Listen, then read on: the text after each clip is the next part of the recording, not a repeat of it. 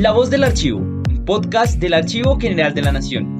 En este espacio conocerás más sobre la labor de nuestra entidad, sus servicios y la importancia de los archivos en la preservación de la memoria del país.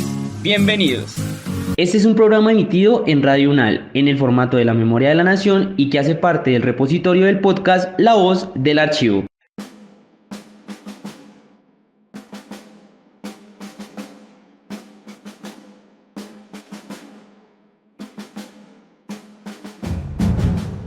Bienvenidas y bienvenidos a otro episodio de La Memoria de la Nación. Gracias por conectarse cada semana a este espacio lleno de historia y archivos. Hoy vamos a tener la segunda parte del programa que iniciamos hace 8 días, en la cual hablamos sobre historia bélica en el nuevo Reino de Granada.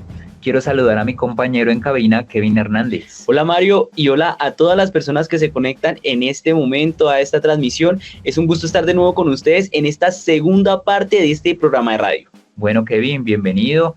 Como les contamos, en nuestro episodio anterior exploramos temas como la militarización hacendaria, el poder y la desigualdad dentro del estamento castrense y los impactos duraderos que estas transformaciones económicas y políticas tuvieron en las nuevas repúblicas. En nuestro anterior episodio invitamos al doctor en historia Carlos Díaz, quien hoy también nos acompaña en nuestro programa del día de hoy para continuar hablando sobre este importante tema en el nuevo Reino de Granada. Carlos Díaz hace parte también del equipo de la Subdirección de Gestión del Patrimonio Documental del Archivo General de la Nación y ha investigado sobre el estamento militar y la forma en que se convirtió en un actor dominante no solo en el campo de batalla, sino también en la esfera económica y política de los territorios coloniales.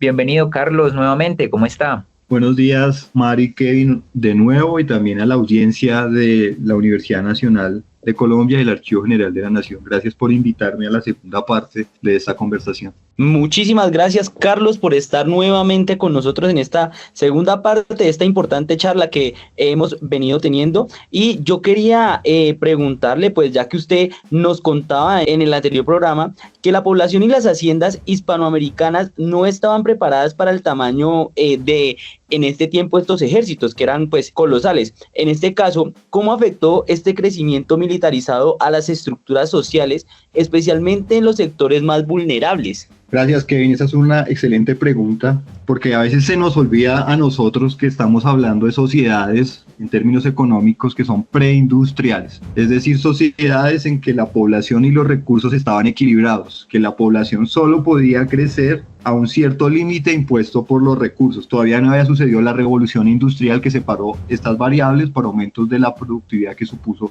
la mecanización. Esto también eran sociedades principalmente agrícolas, entonces varias sufrían crisis demográficas por sequías, etcétera. Si recordamos esto, que son preindustriales y que no podían pagar, digamos, a poblaciones, entre comillas, ociosas, que no trabajaban el campo ni los oficios, sino estaban dedicadas exclusivamente al ejército, podemos entender por qué es que no podían cubrir grupos armados de gran tamaño. Por ejemplo, una de las recomendaciones de la metrópoli antes de la independencia era que las fuerzas armadas se debían ajustar a las posibilidades económicas de los territorios, que debían conocer sus autoridades principales, que eran los virreyes. En un informe más o menos de 1806, estoy citando de memoria, eso sí sé que era previo antes del estallido de las revoluciones, se indicaba que las fuerzas armadas del nuevo Reino de Granada eran muy grandes para su población y las necesidades bélicas que tenían, excluyendo a Cartagena. Y en este informe se concluía que debido a esto se explicaba por qué el aporte financiero que daba este virreinato a España era tan bajo en comparación con otros. Luego de 1810 no se atendió, por supuesto, a esa recomendación, sino que el ejército creció mucho en lugar de disminuirse. Entonces, por ejemplo, para que los oyentes, digamos, puedan entender esto que les doy de una manera abstracta, si antes una persona, antes de 1810, contribuía anualmente con un peso anual para pagar a un soldado, luego de esa fecha tenía que dar 1,5 o 2. O sea, ahí pueden comprender que la carga fiscal sufrió un incremento notable y que afectó a casi todos por igual. A esto también habría que agregar la contribución más violenta y la más sentida por los más vulnerables, que era el reclutamiento, o como se llamaba en la época sin ningún eufemismo, la contribución de sangre. Por eso muchas familias, literalmente, dieron sus hijos, los brindaron para ser sacrificados en las guerras y no recibieron nada a cambio. Correcto, Carlos. No, pues muy interesante lo que nos cuenta y estas consecuencias que tuvo esta alta militarización, este incremento de los ejércitos y bueno,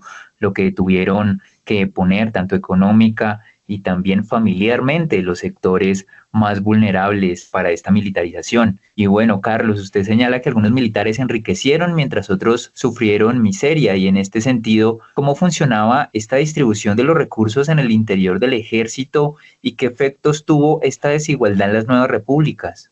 Mario, esta es una excelente pregunta sobre la que nos falta más investigación y a la que debemos atender ahora con nuestros nuevos estudios. Como menciona en la pregunta antes de este trabajo, la mayoría de la historiografía afirmaba frecuentemente que el ejército careció de recursos, pues los soldados vivían sin paga, hambrientos, desnudos, y eso los hacía obligar a tomar recursos por la fuerza. Pero una vez que me metí en los archivos y reconstruí las variables financieras y demostré lo contrario, surgió otra pregunta. Entonces, ¿cómo repartieron esos recursos crecientes? Yo sospecho, y digo sospecho porque falta, digamos, comprobarlo con estudios de detalle, que la alta oficialidad se quedó con el grueso de estos nuevos recursos y que la tropa sufrió. Por ejemplo, en el reparto de tierras para pagar a militares que se inventó Bolívar en 1817 y que luego fue retomado durante el siglo XIX por la República de Colombia y luego la de Nueva Granada y Venezuela, oficiales reconocidos que ustedes conocen como Santander, Urdaneta, Zulete, Páez, entre otros, fueron unos destacados generales que recibieron el total de lo que se les debía. Y aquí estoy hablando de miles de pesos. Mientras que a los soldados, a quienes les debían menos de 50 pesos, no se les dio ni un real. La desigualdad sí es bastante clara y nos faltan más estudios sobre este problema. Carlos, bueno, gracias por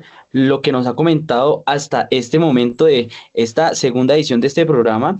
Y yo quería preguntarle también de qué manera las guerras de independencia transformaron los poderes soberanos y fiscales en estos territorios. Si esto hizo que cambiaran ya esta posición tal vez que de pronto tenía estos ejércitos y pues pasaron digamos que estos impuestos a otros poderes. Gracias, Kevin. Aquí voy a retomar algo que dije en la conversación de la semana pasada. El poder fiscal es el monopolio para establecer contribuciones, asignar gasto, auditar cuentas. Y antes de 1810 estaba en manos de los empleados de la Hacienda, de la Real Hacienda, como se le decía en esa época. Esto era un diseño de la monarquía de los Borbones de comienzos del siglo XVIII, nos podemos ir hasta el rey Felipe V. El propósito de este rey y de sus empleados, como han estudiado historiadores como Andy Beth, entre otros, era quitar, en palabras textuales, quitar a los militares todo el manejo del dinero. La guerra de independencia lo que hizo fue revertir este lento proceso que habían liderado los Borbones. Por doquier en la América española, los militares ejercieron el poder fiscal. Y la consecuencia de esto es que los militares dirigieron el Estado hasta bien entrado el siglo XIX, digamos hasta el último tercio del siglo XIX,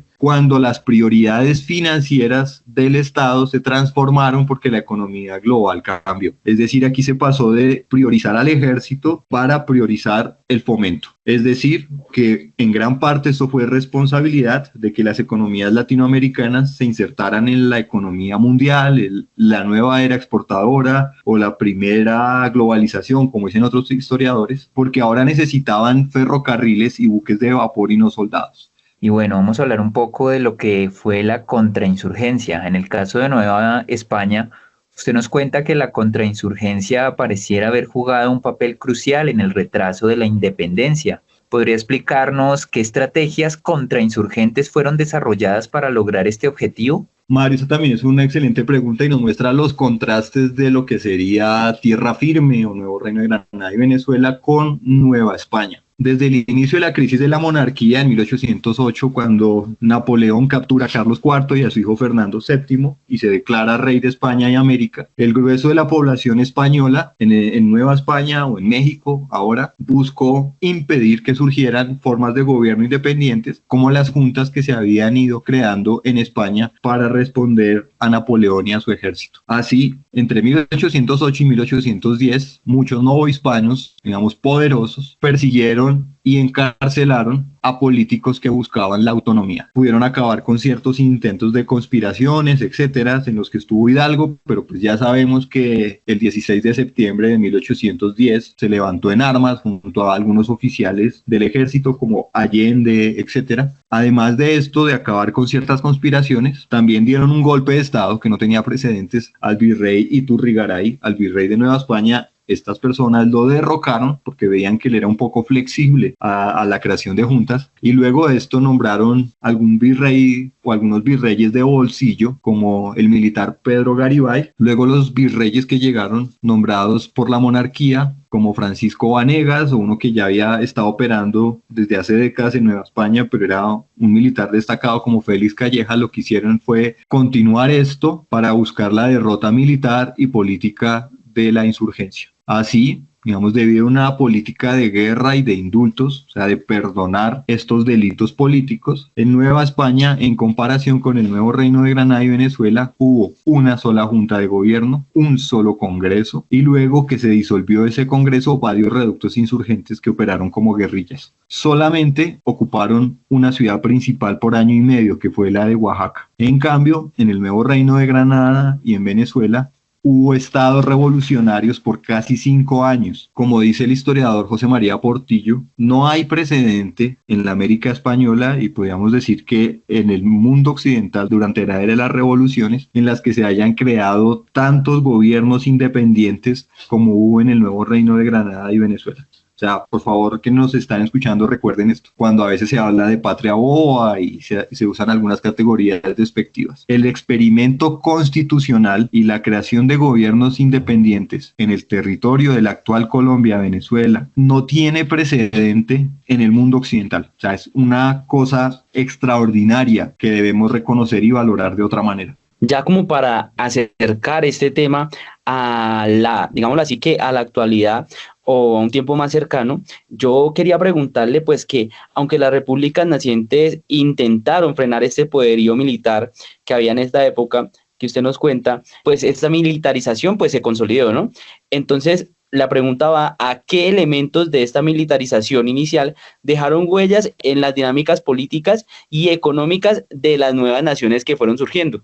Vale, Kevin, muchas gracias por esa pregunta, que digamos que no es fácil, porque siempre esas preguntas de ver las consecuencias de largo plazo de los fenómenos necesitan mucha reflexión, pero son preguntas que uno debe responder para encontrarle cierta utilidad a este oficio de la historia. Podría decir que los militares ocuparon algunas de las posiciones de poder que antes ocupaban los empleados de la hacienda y otros durante el siglo o gran parte del siglo posterior a las guerras de independencia. Como el Estado moderno en gran parte se construyó para preparar y ganar la guerra, las instituciones se moldearon a la imagen y semejanza de los militares. Entonces, a partir de este momento, era usual que para alcaldías, gobernaciones, intendencias, presidencias, se nombraron militares en ejercicio o de extracción militar. El Congreso, digamos que es una de las novedades de estos gobiernos modernos representativos que antes tenían, digamos, estados que reunían corporaciones, etcétera, pero no existían congresos o parlamentos. Si bien este Congreso tenía numerosos civiles, también estaba conformado por numerosos exmilitares que contribuyeron, digamos, con sus objetivos, propósitos propios, etcétera, a la confección de la legislación nacional, a la creación de facciones, de partidos, etcétera. Además, hasta aproximadamente 1870, que es como una fecha que sirve de parteaguas para varios historiadores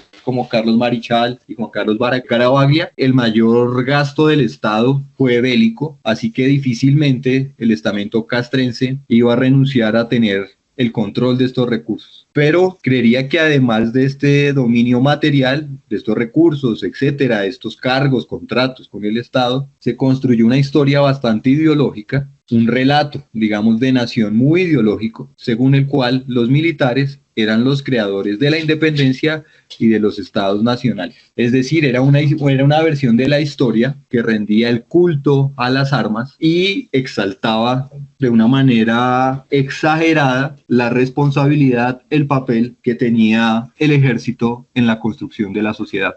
Correcto, Carlos. Bueno, muy interesante esta información que nos ha contado y me gustaría saber cuáles fueron los mayores obstáculos para limitar la influencia de los comandantes en estas repúblicas. Esa pregunta también es muy buena, Mario, y creo que la podemos conectar con el inicio de la conversación en la semana pasada, cuando les explicaba la relevancia de estudiar los procesos de militarización, de que no es algo solamente de hoy, sino que podemos ver que esa transición de la colonia a los estados independientes y la construcción de esos estados se insertaron en un amplio proceso de militarización, que podemos considerar como el incremento de las Fuerzas Armadas, que los militares asciendan a posiciones de poder, que la sociedad se construya a imagen de los militares y que ellos sean exaltados o tengan la ascendencia del reconocimiento social, entre otras variables que han sido estudiadas por varios historiadores. Entonces, además del poder efectivo que ellos ejercían, del que les he hablado, que ahora tenían mayor poder fiscal, mayor poder económico, tenían cargos, contratos, etcétera, dentro del Estado. Yo creo que uno de los mayores obstáculos para limitar la influencia de estos militares en las repúblicas, en las nacientes repúblicas, era la aceptación casi tácita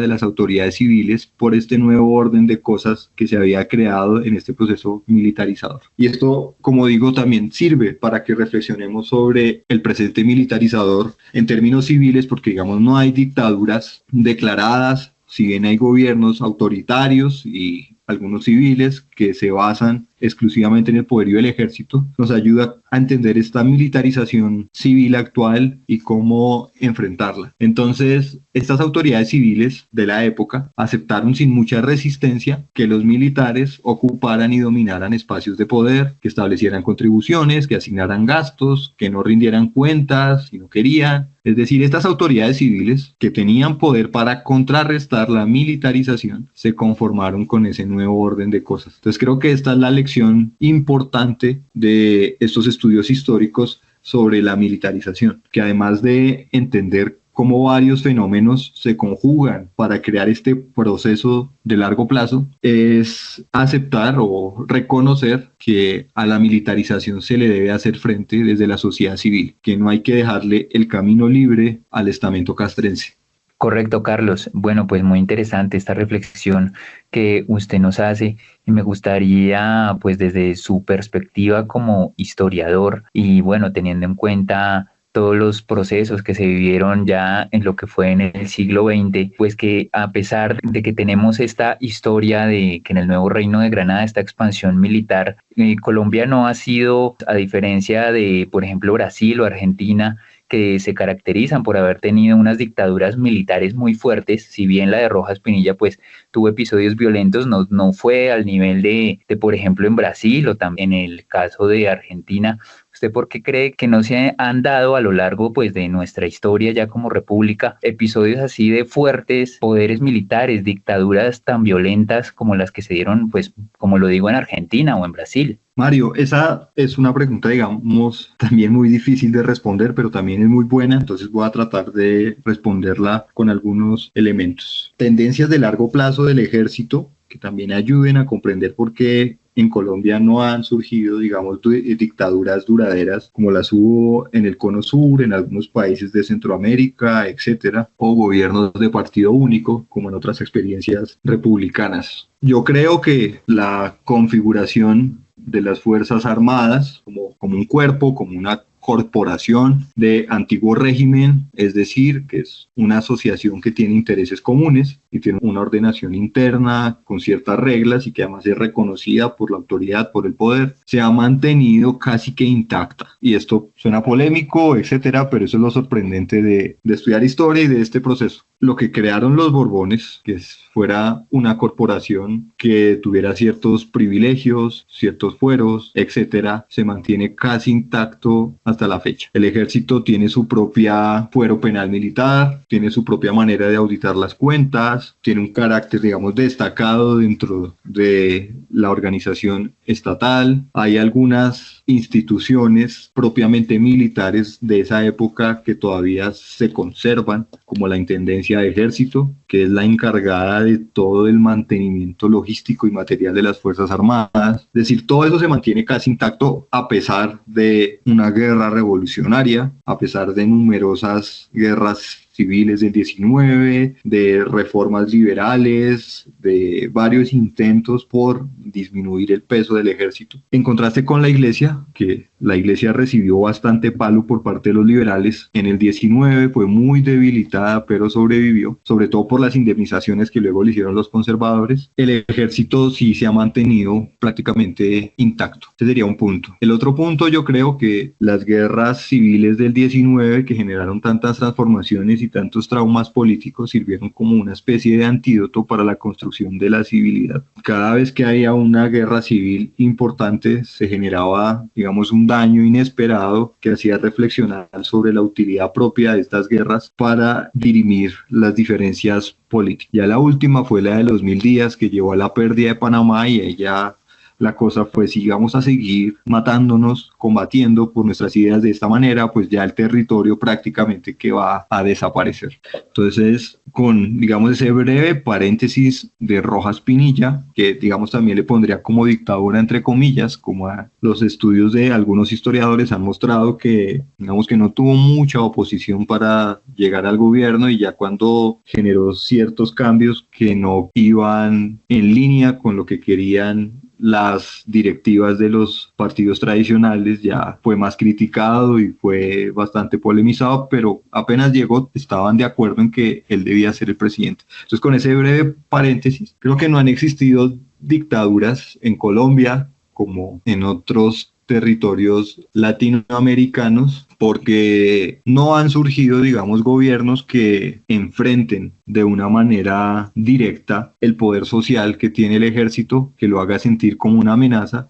y que tenga que recurrirse a esta forma de gobierno como una respuesta para los intentos de debilitar su poderío social. Pero eso nos lleva al tercer punto, y es que pues no han habido dictaduras, pero tampoco han sido necesarios que existan para que el incremento en el poder estatal se note y que este mayor poderío se despliegue en violaciones de derechos humanos e infracciones al derecho internacional humanitario. Y la muestra es que en Colombia, digamos, durante estos años de conflicto, o decirlo de cierta manera, de guerra civil no declarada, el número de desaparecidos y víctimas es similar, o en algunos casos es mayor, a la de los países que pasaron por dictaduras. Correcto, Carlos. No, pues agradecerle por toda esta valiosa información que nos ha dado en estos, pues, 2 programas que nos llevó esta gran entrevista. Y yo quería preguntarle también, para que le contara a todas las personas que nos están escuchando, más o menos para cuándo